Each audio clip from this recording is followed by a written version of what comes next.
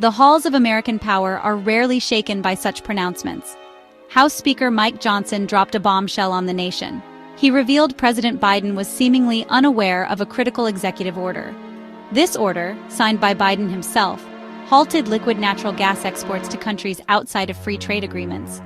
Johnson, in subsequent interviews, expressed deep concern. He questioned who was truly at the helm of the nation's decision-making. The revelation sent shockwaves through Washington and beyond.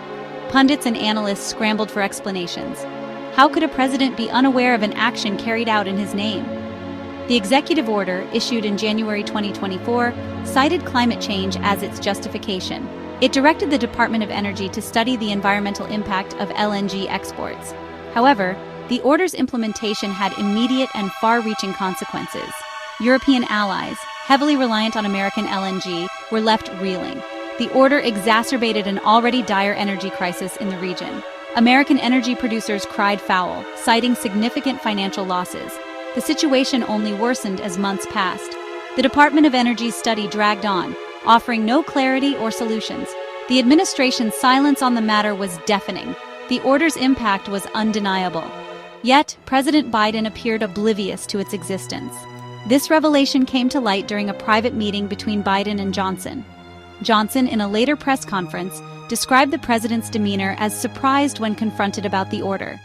This encounter raised more questions than answers. It fueled growing concerns about the president's cognitive abilities and his grasp on the presidency. The incident quickly became a political firestorm.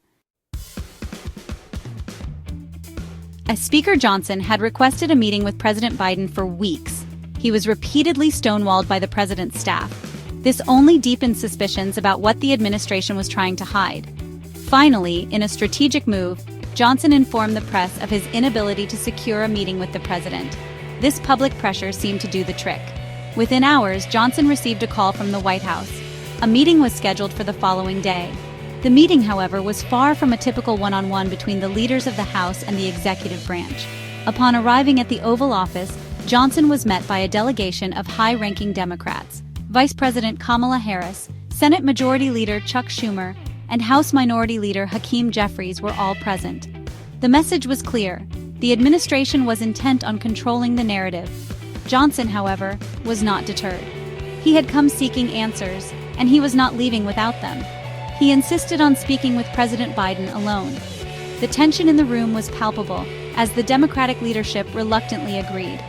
Finally, after an awkward silence, the door to the Oval Office closed, leaving Johnson and President Biden alone. It was during this private exchange that Johnson broached the topic of the LNG export ban. He recounted the conversation to reporters, describing the president's reaction as one of genuine surprise. Biden, according to Johnson, seemed completely unaware of the executive order and its impact. This revelation sent chills down the spines of many Americans. If the president was not responsible for this decision, then who was?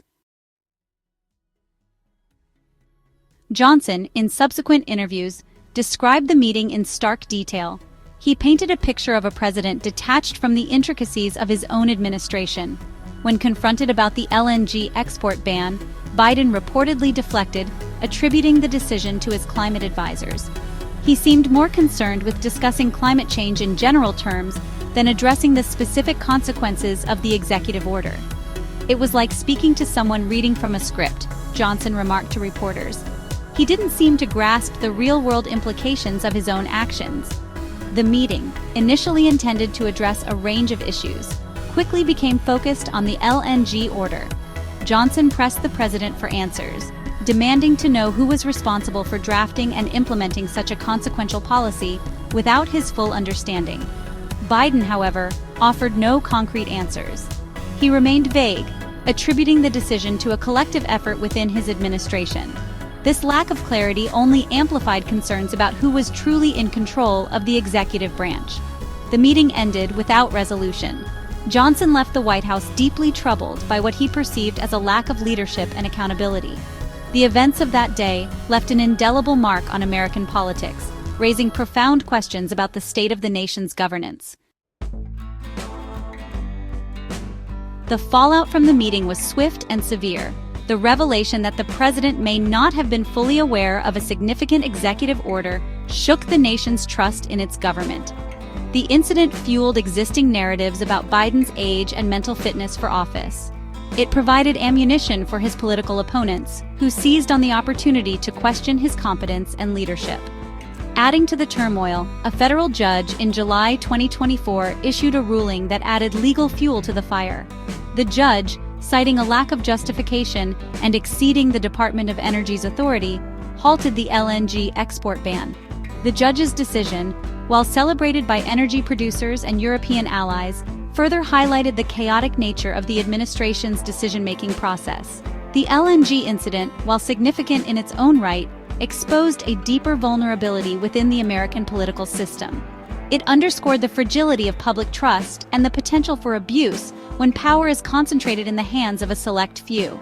The incident served as a stark reminder that the health of a democracy relies on transparency, accountability, and an informed citizenry.